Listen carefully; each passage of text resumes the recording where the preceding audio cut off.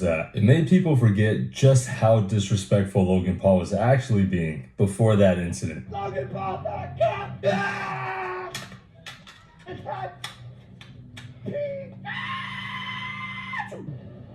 what did he do? No. And fast forward to today, this type of disrespect still exists. And together, they broke the only ATM in a small Japanese town. Passport and passport. Oh, they're different? They were instigating fights. He was recently exposed for allegedly having intercourse with a woman while her kid was in the room. So she's telling her kid, let's go. So if Streamers go to Japan to purposely cause problems because there's an understanding of respect. Welcome to the... They tend to think that Japan is this utopia in which Japan is Konnichiwa minasan, kyo desu. How streamers are ruining Japan.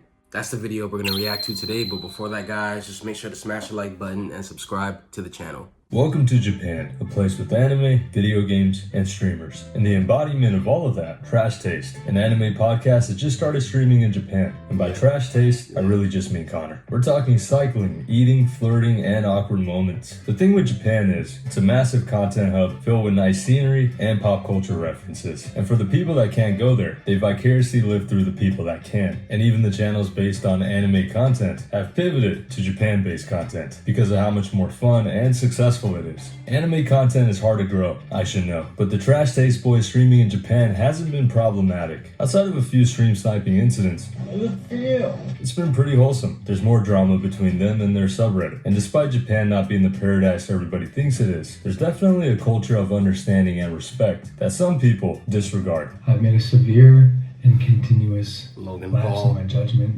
The problem with this moment is that it made people forget just how disrespectful Logan Paul was actually being before that incident. Logan Paul,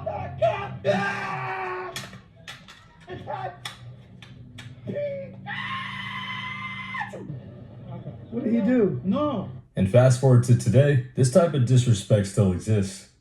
I'm gonna go with her and we are gonna go. Oh, it's working, it's working, it's working. Wanna join my huddle?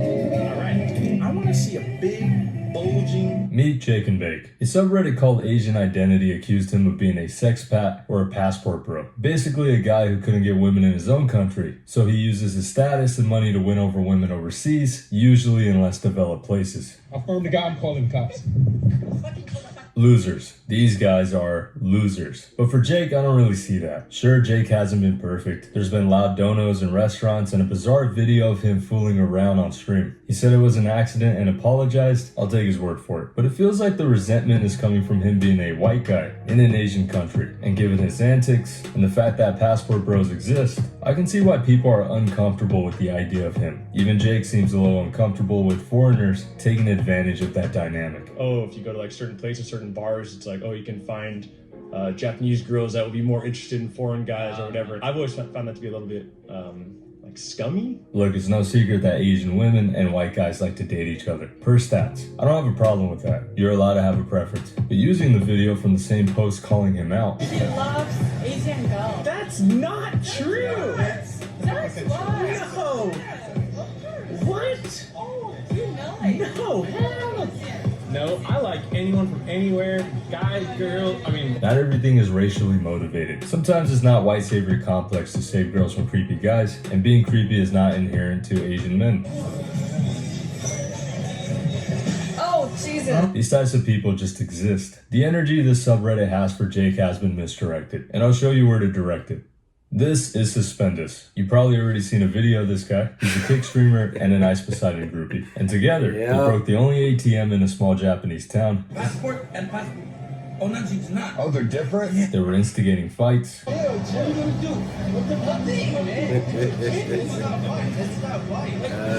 And of course, upsetting restaurant owners. The old classic. Okay, we gotta go.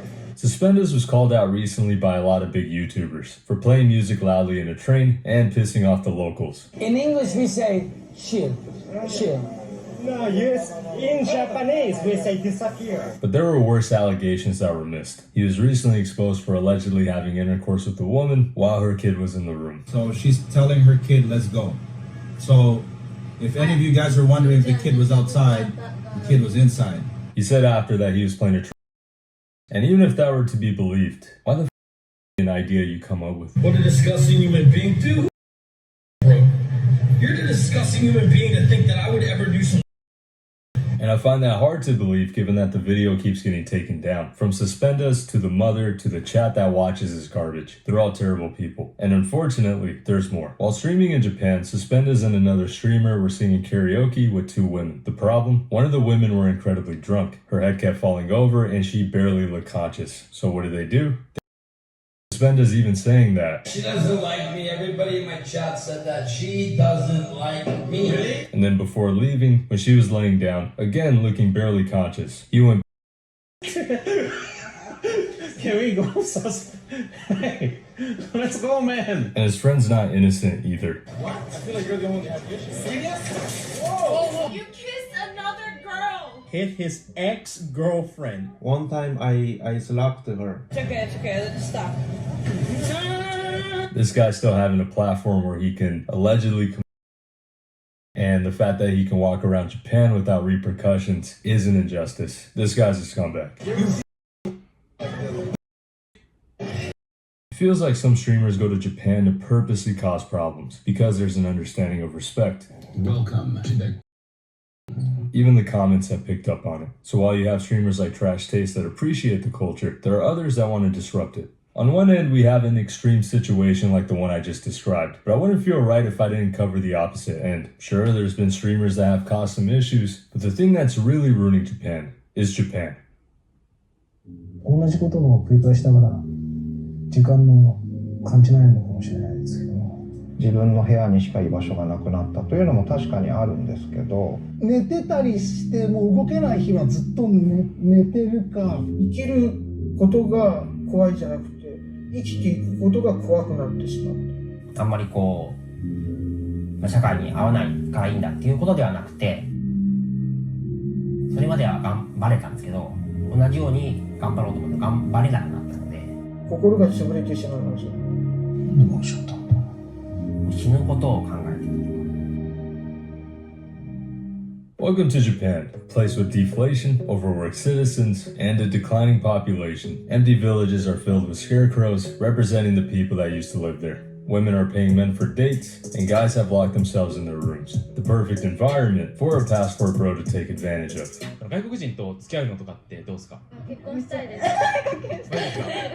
なんか So, how did we get here? Japan's economy tanked in the early 90s, a problem made worse during the 2008 financial crisis because new workers that were entering the market, they were screwed. When businesses started to hire again, they sought after a younger talent, leaving a generation of people behind. But for those that were able to find work, the stress of working extreme hours drove him to take his own life. In Japan, there's a word for everything. Karoshi is the word for overworking yourself to death. Japan's work culture is intense and made even worse due to social pressure. People are expected to work long hours without additional pay, and even taking the day off can be seen as lazy. But that social pressure is important to understand.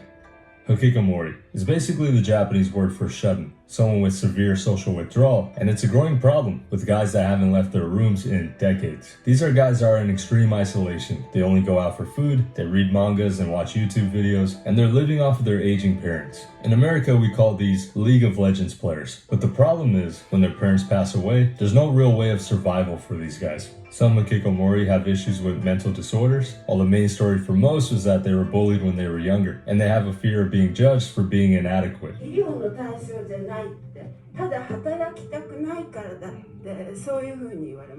These are guys that ostracized themselves because they were unable to live up to society's expectations. They weren't exceptional in school, they didn't feel like they had any talents, and some felt insecure about not being able to find a job. So instead of facing society, it felt safer to isolate. They don't want to reintegrate, they become timid and unmotivated. So how do you fix it? Well, Japan's government is at least trying. There are programs that will help people slowly socialize, learn basic work skills, and work with them to show them a future they can at least accept. And while everyone decides to flock to cities, the rural areas of Japan rarely have the hikikomori. Having strong bonds with family and friends is very important. Right. But to kill the problem at its source, Japan needs to solve the problems they have with social pressures and the stigmas they have around mental health, so that isolation isn't the main solution to these problems. And this this issue isn't unique to Japan either, but what you currently have is an economy that's not doing great despite a population that overworks itself to death to the point where they don't even have time to have kids, in a nation where the people are aging and not replacing themselves efficiently, in a country with one of the rates in the world. The story in the Logan Paul video wasn't that an influencer was being a menace in Japan. It was that somebody ended their life. Why? Very thought out video. I quite enjoyed this. I've said in videos in the past that I do believe in a lot of ways Japan is misrepresented in the West. For a lot of people who are interested in Japanese culture, usually from anime culture, they tend to think that Japan is this utopia in which Japan does nothing wrong, and going to Japan, living in Japan, will fulfill all your dreams. People like Trash Taste, who I do enjoy. I like Giguk as a YouTube creator. These guys have the financial benefit of doing whatever they want in Japan, in which they don't have to work like a typical Japanese person in Japan. So because of that, they're able to show you all the good parts and the fun life in Japan, all the crazy, wacky stuff that people think a regular person usually does. Then you have the other half, in which we've covered a lot in past videos, of streamers who take advantage of Japan's culture to make stupid and abrasive content just to get clicks and likes. And of course, those kind of people will take advantage of Japan's problems to profit off of it. So in a sense, I don't think streaming is bad. I just think that the audience should know that there should be balance, that Japan is not a utopia, but at the same time, there is people who purposely go to Japan to take advantage of Japan's problems. But let me know what you guys think in the comment section below. So if you guys liked the video, please smash the like button, smash the subscribe button, also hit that bell as well to get notified whenever we post a video. Honto, arigatou gozaimasu. Mina, 気をつけて。じゃあね。